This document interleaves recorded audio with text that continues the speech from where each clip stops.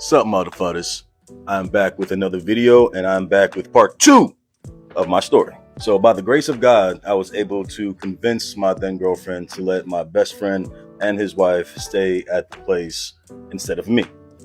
Now, this was around like a December time, and she was supposed to get back from Korea in January, so I had to be out like soon. Now, mind you, I really didn't know anybody else in Texas other than like the few people that I was in the unit with, but I wasn't really close to them like that. So instead of asking them for a place to stay, I decided to go to New Jersey where my father was at. So before I even go to New Jersey, I ended up going out, getting drunk, and getting a DUI like an idiot. And I went to jail that night. So I got out the next day, and then I get a letter or I get a phone call saying that my court date would be in February. Mind you, she comes back in January. I gotta be gone. Like, I have nowhere else to stay. So like, I have nowhere to stay while I wait for the court date. So what I did was call up the court, ask them if I can get a sooner court date, and they were like, yeah, come up to the court on Friday. We'll get everything sorted out for you, Mr. Spalding. Bullshit. Tell me why. I get to the court. I go into the courtroom. I sit down for about maybe 20, 25 minutes. Nobody shows the fuck up. I'm about to bounce and thinking like maybe I showed up on the wrong day. As soon as I'm about to leave, I think the bailiff or an officer comes out of one of the rooms or whatever, the room that leads to like the Green Mile. You know what the fuck that is? If you've been to jail, you know exactly what the fuck that is. Very, very long walk. And he says, "Are you Mr. Spalding?" I'm like, "Yes, I am. You need to come with me, sir. You're under arrest for jumping bail or something like that." I was so fucking confused because I'm literally here. You guys told me to come here so I can pay my fees and do all this other stuff so I can leave for New Jersey. And y'all throwing me in jail because you think I'm trying to skip bonds? I guess the bail bondsman assumed that I was trying to leave the state without paying what I owed. Maybe, I don't know. So ended up spending 7 days in jail, which, to be honest with you, won't that bad. Shit, nigga, I made friends, I read books, I lost weight because I was not eating that goddamn food. Shit, they even gave me a little nickname. They call me Jers because I told everybody that once I get out, I'm going to New Jersey. So yeah, they call me Jers. So stupid. Shit, I even saw one nigga. He was like a young dude too. He took a potato chip bag, put it inside out, and used that as a brush. And when I say he had the most immaculate waves I've ever seen on a nigga, I was flabbergasted. I had no idea that jail people were so goddamn, what's the word, inventive? Yeah, inventive. But anyway, ended up getting out of jail, doing time served, I guess. So I went back to the house, packed all my stuff, and I hopped on a plane, headed for New Jersey, Elizabeth, New Jersey to be exact. Shouts out to the WIC. So she's back from Korea. I'm in New Jersey. About a month or two go by, and I get a text message from my boy. So he goes on to tell me that my girlfriend or ex-girlfriend approached them with a strange proposition, and he did not know how to feel about that. So he was contacting me to see how I would feel about it. Basically, my ex-girlfriend wanted to fuck my best friend and his wife. Yeah. So he's asking me like, what should I do? What should I do? And I'm like, bruh, do it. I really don't care. And to be quite honest with you, I really didn't care. Because while I've admitted that I've done, the things that I've done, she's also has done her dirt. But this video isn't about her. This is about me owning up to my bullshit. So yeah, in my mind, I was like, go ahead, fuck her. I don't care. And I think another reason why I didn't care so much is because I know she was being spiteful by doing that. Like, she was being a really shitty person by doing that. Like, she was trying to go for the jugular. Didn't work though. Now, at the time, I can understand why she would try to do something so spiteful and hurtful. Because when she got back to the house, there was holes in the wall. I think there was like a cracked door. There was a bunch of shit missing. It was like, it was bad.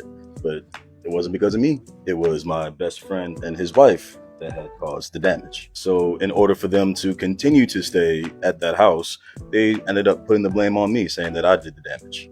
Which, after my friend told me like that he blamed it on me, I was like, that's cool. Like, nice finesse. That was smart.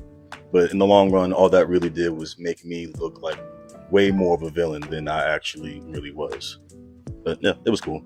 Wasn't really bugging about it.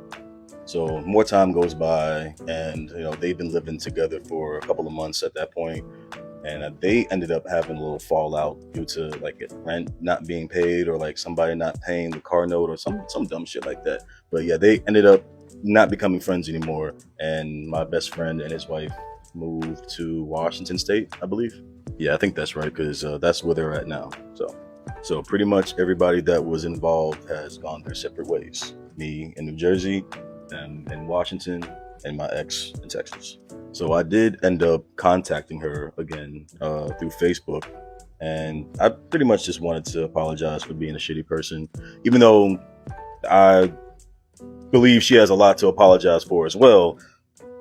Knowing me, being me, I'd swallow bullets and I'd just take it on the chin and be the bigger person.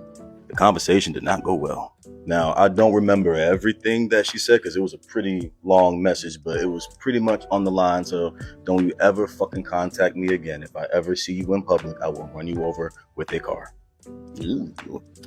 And I ain't gonna lie, that sucked that I got that kind of response, because I knew the things that I did. I knew what I was able to apologize for, and I was hoping that she would be able to admit some things too, but I don't think she was in the right, headspace to even think about accountability or anything like that, because of all the things that she assumes that I've done.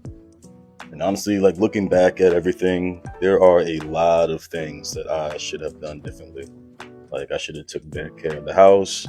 I should have paid bills on time. I should have got a job as soon as I got out of the military.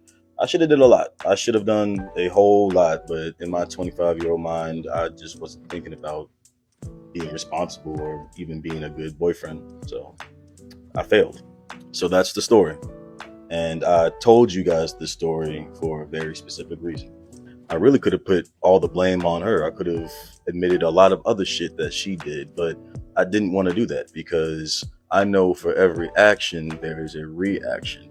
And regardless if I agree with that reaction or not, I'm still the cause of that reaction. So it takes an adult, a mature adult, to realize that simple fucking fact that whatever you do, there's going to be a reaction to it. So own up to it. Just own up to that shit. It's going to take a lot of emotional intelligence, accountability, and self-awareness to even fathom taking full responsibility for some shit that you are only half responsible for.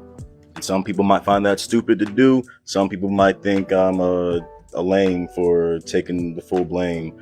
But at the end of the day, it really made me a better person. I was able to come to terms and come to peace, pretty much. I have peace because I know my flaws. I know what I did. Whether she admits her flaws or not does not matter to me. I was honest with myself. And at the end of the day, that's the best thing you can do. So I hope for the people who are watching the story, I hope you guys learned something. You guys can relate to it maybe.